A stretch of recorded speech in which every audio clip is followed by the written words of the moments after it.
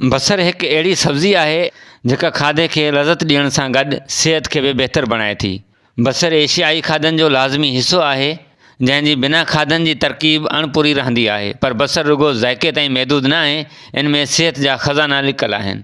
बसर जूं कुझु ख़ासियतूं ॼाणियो।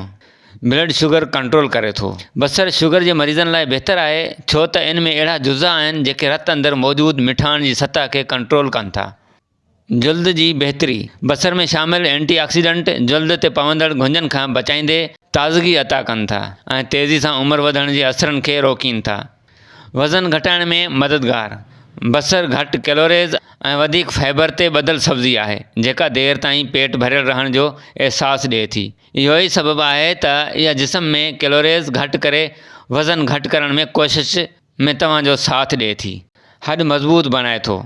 सल्फर ऐं क्यूरोस्टीन इहे अहिड़ा जुज़ा आहिनि जेके बसर में मौजूदु हूंदा आहिनि ऐं हॾनि खे मज़बूत बणाईंदा आहिनि। दिलि जी सिहत लाइ बहितर। बसर में मौजूदु सल्फर जिस्म मां कोलेस्ट्रोल ऐं ब्लड प्रेशर खे घटि करे थो, जंहिं सबबु दिलि जी बीमारियुनि जो ख़तरो घटिजी वञे थो। मुदाफ़ती निज़ाम बहितर बणाए थो।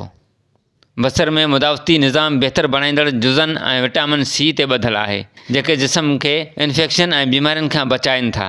इन खां सवाइ इहो हाज़मे जो निज़ाम बहितर बणाए थो ऐं कब्ज़ खां बचाए थो। कैंसर जो ख़तरो घटाए थो। हिकु तहक़ीक़ मूजिबि सल्फर ऐं एंटीऑक्सीडेंट कैंसर जूं खलियूं वधण खां रोकीनि था ऐं बसर में उन्हनि जो वॾो मिक़दारु मौजूदु हूंदो आहे।